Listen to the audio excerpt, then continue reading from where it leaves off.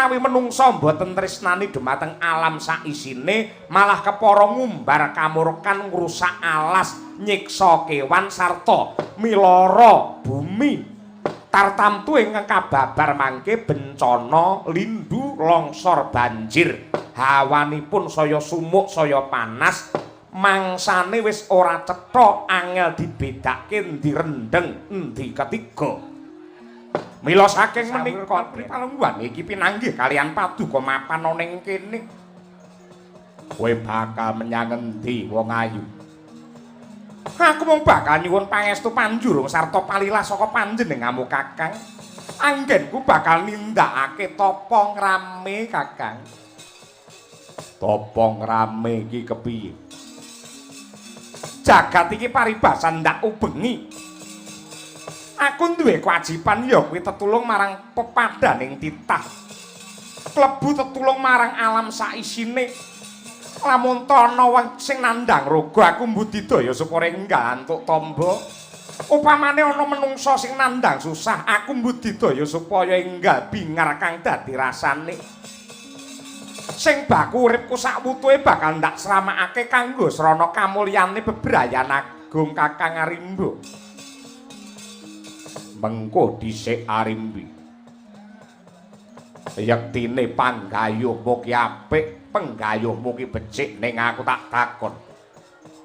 Sing bakal kok tulungi lak ya mung bangsane buta, bangsane raseksa. Ora Kakang. Ning kabeh para titah ingkang mapan ning jagat raya iki bakal ndak caosi senjata pitulungan. Ora mung raseksa klebu golongane menungsa lan uga golongane sato utawa kewan bakal ndak tulungi Kakang. Mengko dhisik. Apa kira-kira kowe ora kulak pawarta adol pangrungu lamun to antarane buta kelawan menungsa ki mungsuh bebuyutan. Buta karo menungsa ki mungsuh bebuyutan lan mestine kowe isih kelingan sejarah sedane Kanjeng Rama Prabu Trembaka mbiyen merga saka pokal gawene Narendra Ngastina sing jenenge Prabu Pandhu. Wiwit kuwi rasaku mangigit-igit, aku serik, aku sengit karo bangsane menungsa. Mula yen ripalungguhan iki kowe bakal nindakake tapa ngrame klebu menungsa sing bakal ndok tulungi. Aku ora mangestoni, aku ora condong, aku ora rumaja ngarim. Tekadku wis kenceng tur dasare Kakang ingkang semebar ning jagat raya iki yektine kabeh makhluk ing Gusti sing kabeh mau ya kudu samat sinamadan daya dinayan. Saya-saya lamun to panjenengan ngrembug babakan anggene memungsuhan menungsa kelawan buta wiwit saka Kanjeng Rama Prabu Trembaka mbiyen kelawan Prabu Pandhu. Kok dadekake jalaran anggenmu menggak sing dadi tekadku iki aku ora bisa Kakang, aku ora bisa nampa.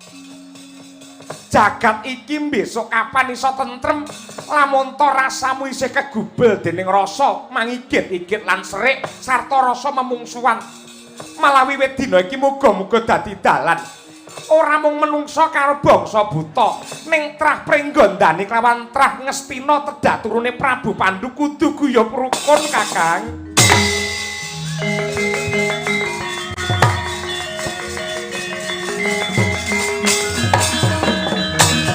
Kagyatri sang kapirangu rinangkul kinempet-kempet dosang reknaning bawana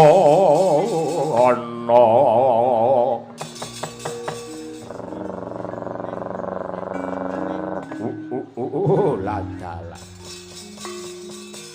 kowe wegah nampa wewarah nampik marang piwutur becik. Kejaba aku ki kadangmu tuwa, aku ya ratu Pringgondani sing kudune dawuhku ndok estokake ning nyatane tiba kosok balen. Kowe tak kandhani malah maneni, kowe tak tuturi malah genti mejang karo wong gerang. Yen pancen kowe ra gugu kang dadi ucape Arimba. Paribasan ilang-ilangan ndok siji, cuplakan dengan ra pernah nggone. Yen pancen kowe bangun miturut karo Kakang, kowe becik wi minggat aja ngideg bumi Pringgondani. Aku lunga.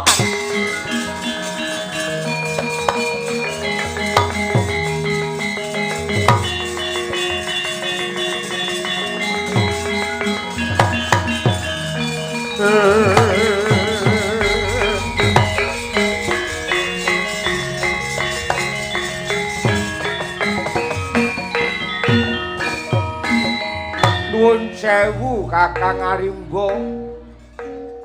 Aku adimu ragil kala bendana rumangsa prihatin nekseni lelakon sing kaya iki mau. Pancen makluke Gusti iki tipake padha lonjong ning sok-sok atine ora golong Kakang. Ning nadyan kaya mengkono panjenenganmu kudu emut, panjenenganmu kudu eling. Arimbi iki dulurmu. Arimbi iki Mbak Yuku. Sing jenenge dulur kuwi tega larane ora bakal tega patine Kakang. Para gaki saiki penggalian ripalungguhan iki Mbak Yu Arimbi lunga saka Pregodani. Pokok kuwi sipate wong wadon. Krubya kabotan Pinjung yen nganti ana bebaya ing marga cilik lara gedhe mati tan urunga kowe sing bakal kedrawasan sing bakal getun keduwung tembe murine. Kala bendana piye? Yen tak rasa kaya bener kang dadi aturmu. Yen nganti Arimbi mengkono bebaya ing marga tan murunga sing bakal getun ya Arimba dhewe. Lah rak ngono terus aku titip kraton Pringgondani tak odole Mbak Yu Arimbi. Yen adoh tak cedhakane, yen cedhak tak doani. Yen nganti ana makhluk murang tata ganggu gawe kelawan Arimbi, musuhe Arimba iki. Lah rak ngono, ngono ki jenenge dulur pangato Kakang.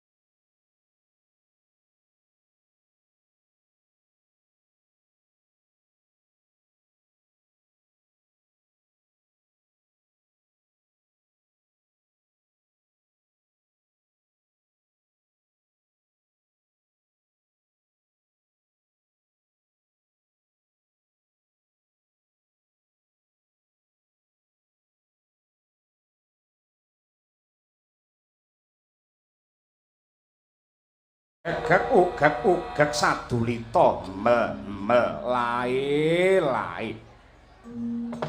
Ndara Bratasena ingkang manggi dumateng kula pun Semar. Wah, Kismaya. Wonten dawuh. Ora perlu kedawa-dawa anggenku bakal matur kelawan panjenenganmu.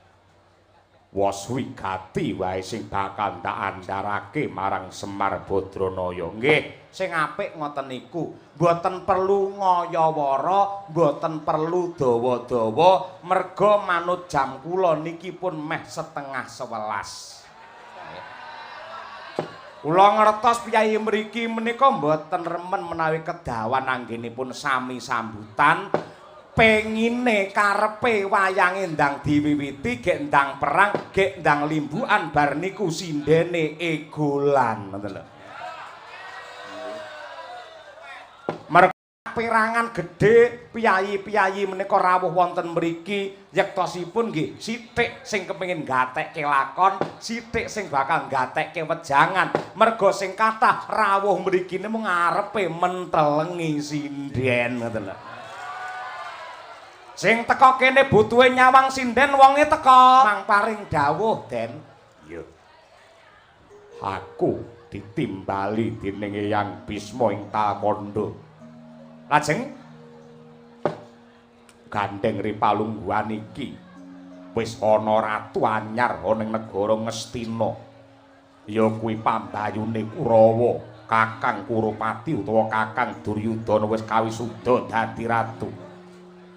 Mongko yektine ingkang darbe hak wewenang tumrap kamukten Ngastina ki para Pandhawa. Yen nganti para pinisepuh Ngastina banjur mbatalake Kakang Kurupati anggene dadi ratu, tan wurunga negara bakal kelangan kawibawan.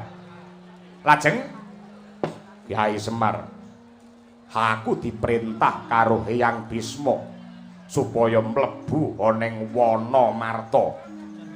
Aku diperintah supaya mbabati alas yasa negara sing pamriye ora mung kanggo mulyane para Pandhawa nanging bisa kanggo srana kamulyane sagung para dasih. Mula kang mangkono aku nyuwun pangestu marang panjenenganmu Kyai Semar. Nadyan kaya ngapa lan kepi Pandhawa ki kaya apa-apa tangeh bisa kasembadan yen urung entuk pangestune danyange tanah Jawa panjenenganmu Kyai Semar. Inggih Gus. Ndara Bratasena nuwun sewu. Menawi ndika badhe babat wana Marta, kula badhe condong lan rumajang sarta anjurung ning nuwun sewu.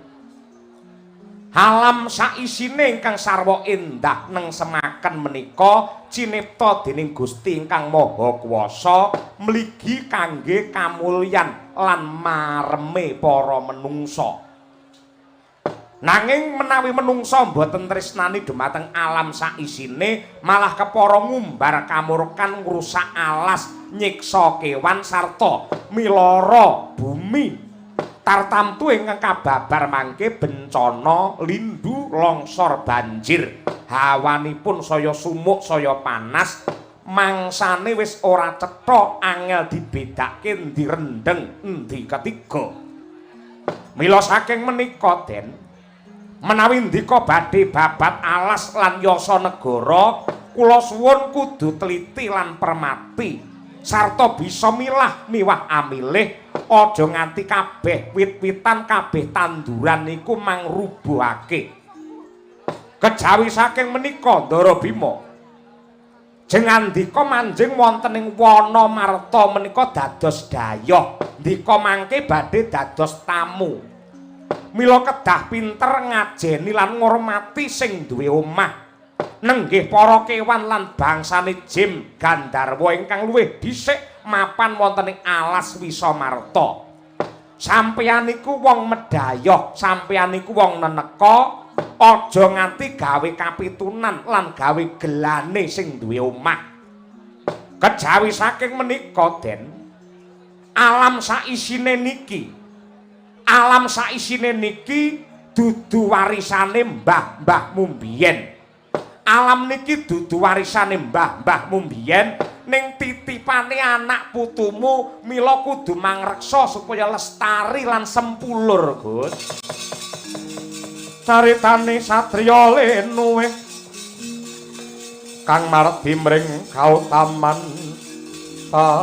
an pegat mring pangestine ngesti ayuning kaayun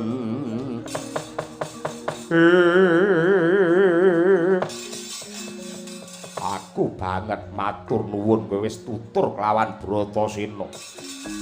Daya-daya aku jaluk pamit nganti dulur-dulurku Pandhawa mlebu alas mbabati Wisamarta. Dongakno uripku bisa piguna ora mung kanggo Pandhawa pribadi nanging sumrambahe kangge wong akeh bisa ngrasakne kamulyan ya merga saka jiwa satriyane Pandhawa. Mang Bidal teteken tekun mesti katekan panjang kamu, Den.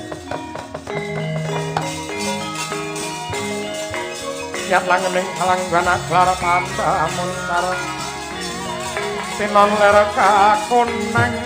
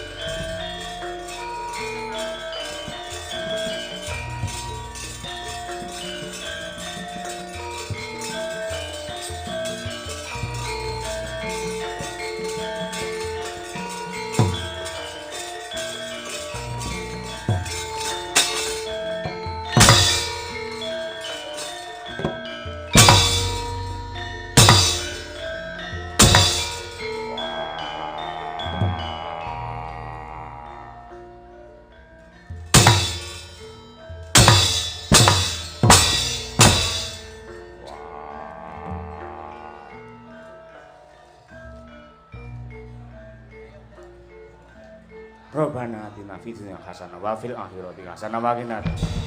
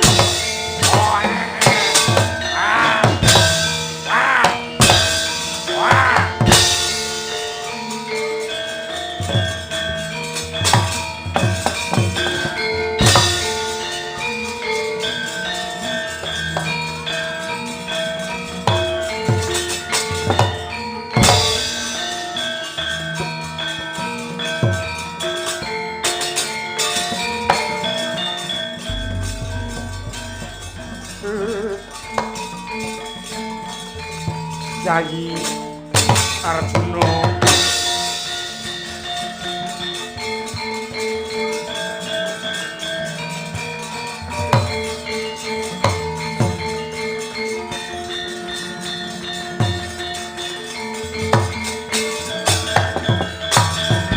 Pandya bala Pandhawa byuk kumulung mangung siring sata Kurawa kambah kungkeh srukadite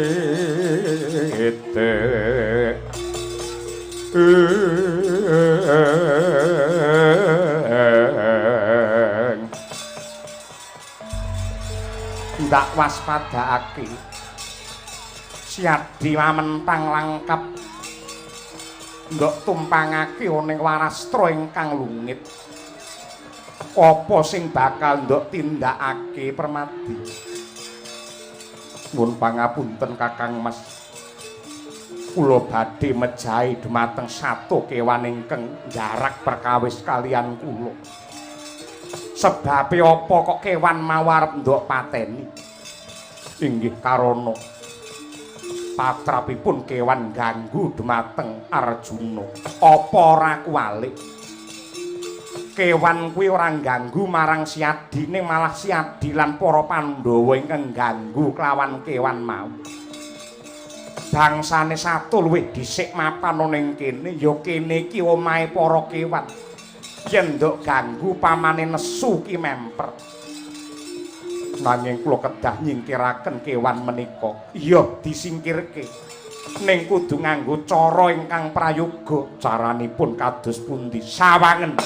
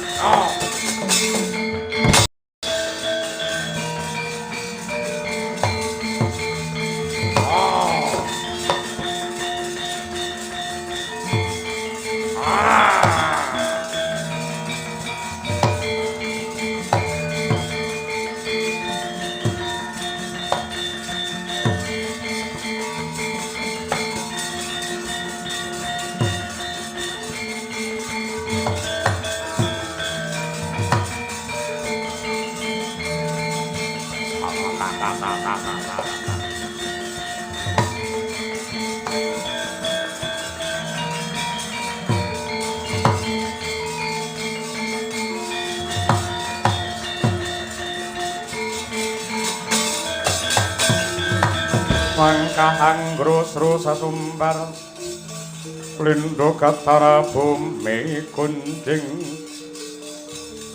Kumaluduk kuntur ka atok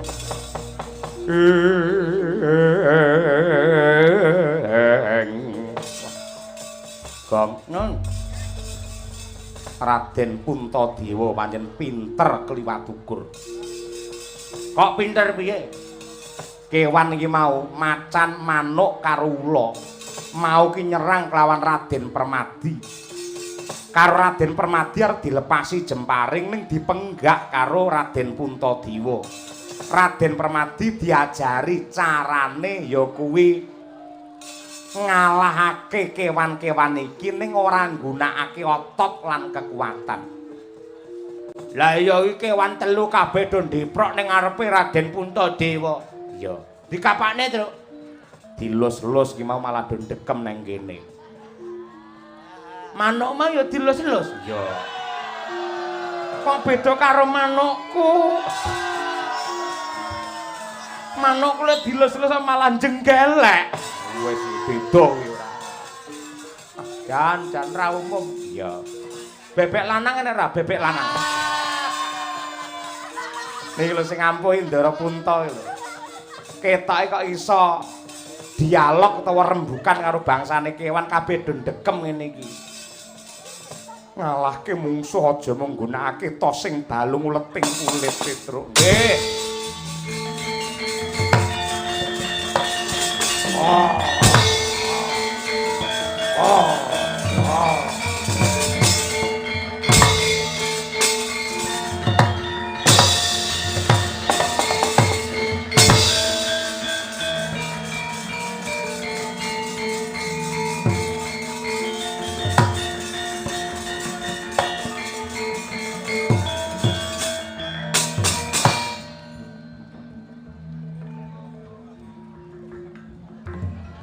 Nyapa tau gila karo ula. Senengane kok nyunduli bokong. Iki lho. Wegah aku lek ngono kuwi risih keri. Iki lho. Ya ampun. Iki lho. Ora.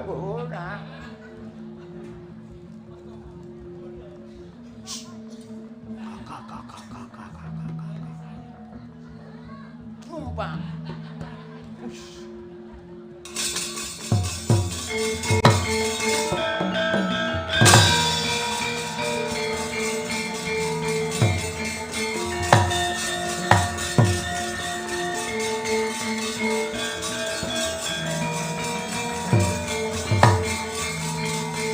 Ayo budal to, budal to.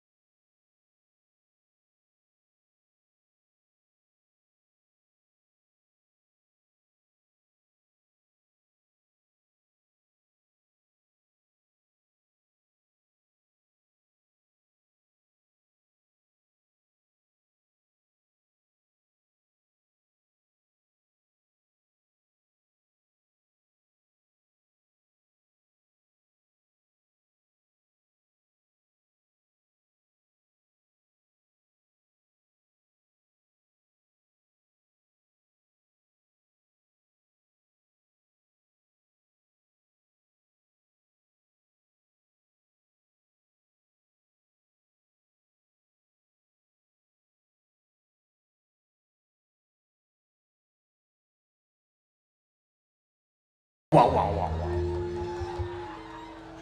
Bala-balaku kabeh wae mligine para wedok. Ayo budal dina iki wedok, siap ya? Siap. Yen pancen siap. Ketoke sinden 8 suarane nek kaya wong 16. Guyu pisan ka 1 2 3.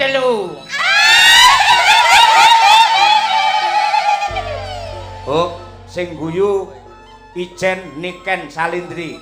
Cirelu.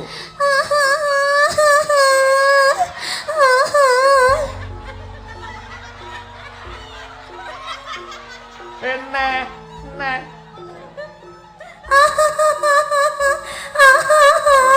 Hop. Nangis.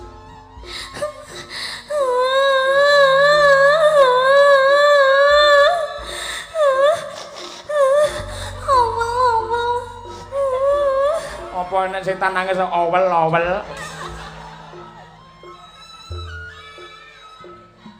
Bapak. Aku melu, Bapak.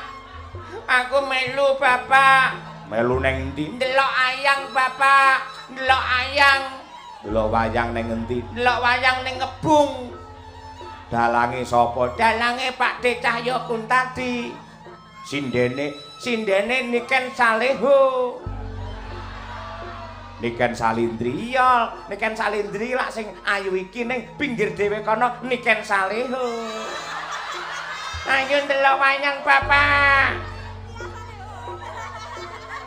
Kabeh para balung buta.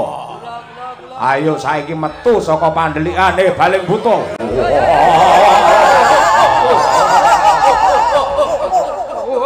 Yen anak menungso sing nyolongi balung-balung buta ayo digoleki, ayo digoleki. Ayo.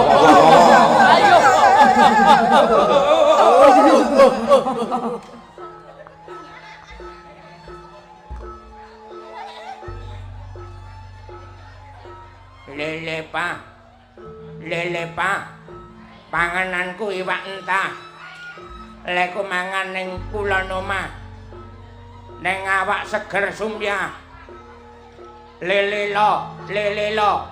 Pangan aku iwak ula. Leku mangan ning kulon desa. Ning awak dadi santosa. Lele li. Pangananku iwak pelem.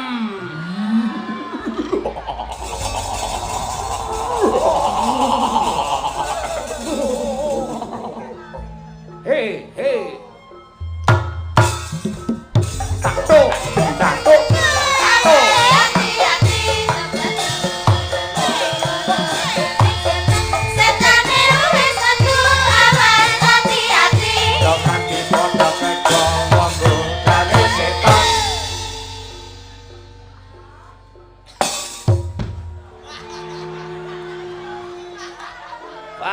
Farida. Farida.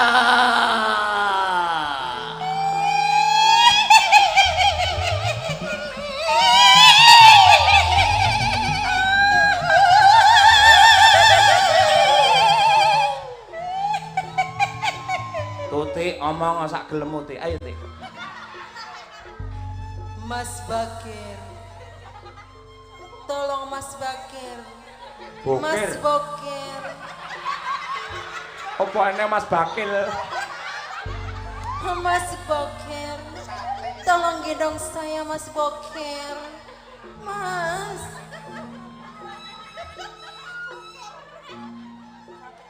Mas. Satenya Mas Bagus. Wis ora metu bareng kok. Oh. Tanjung Perak, tepi laut. Siapa suka boleh ikut. Ini rambut, ini janggut, ini sikut, ini perut, bawah perut. Tanjung Perak. Jempol apa? Jempol. Oh jempol.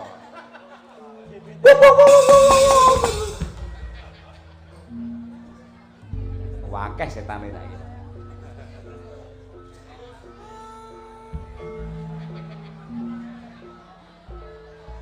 Bareng yuk. Hei, hei.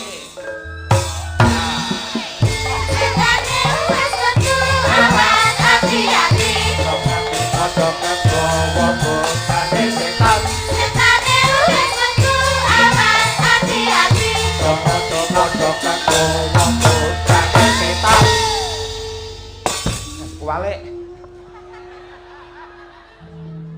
Susi. Juli. Juli. Sinden Kesi. Sinden Kesi. Yen pengen mlebu swarga. Bojomu kon rabine. Rana tak sunati. Hei, hei.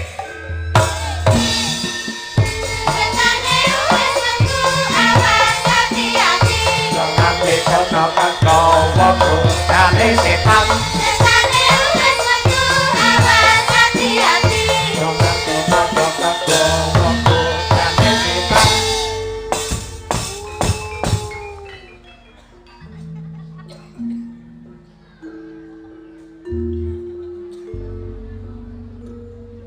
Wok wok wok wok wok wok wok wok wok wok wok wok wok wok wok wok wok wok wok. Susana.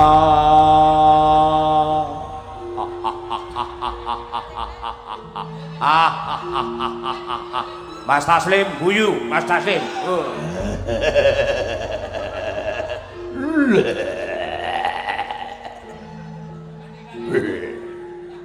Aku pengen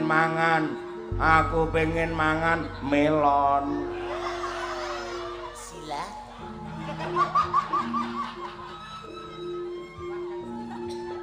Entek setan.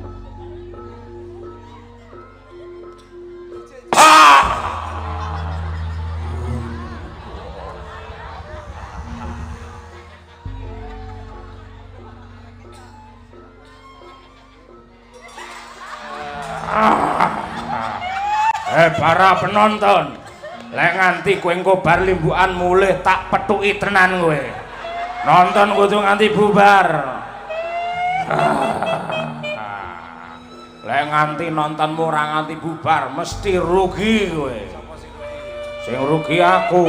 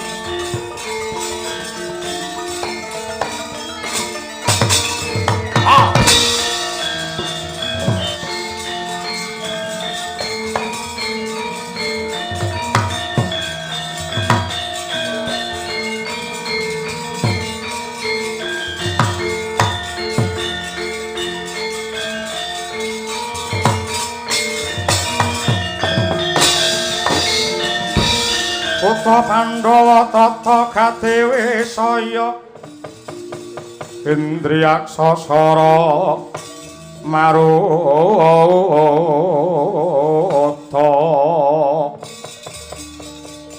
pawana-pana markana wong samirana lan marayang Pancabayu wisikan gulingan lima